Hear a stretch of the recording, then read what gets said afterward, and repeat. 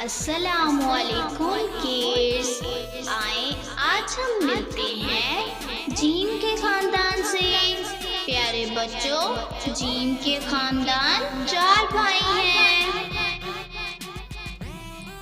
آئیں اب ہم جیم کے خاندان سے ملاقات کرتے ہیں۔ جیم، جے، ہے،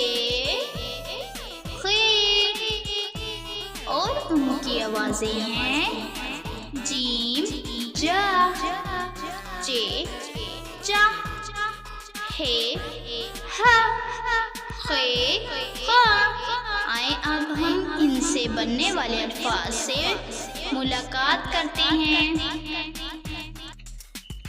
جیم سے جلیبی، جیم سے چال، جیم سے جادوگر، جیم سے جوتا، جیم سے جگ، جیم سے جنگل، جیم سے جہاز، جے سے چمچ، جے سے چاند، جے سے چولہا، جے سے چوزا، جے سے چوہا، جے سے چڑیا، جے سے چینی، ہے سے حلوائی، ہے سے حروف تہجی، ہے سے حاجی، ہے سے ہوش، ہے سے حلوہ، ہے سے حجام،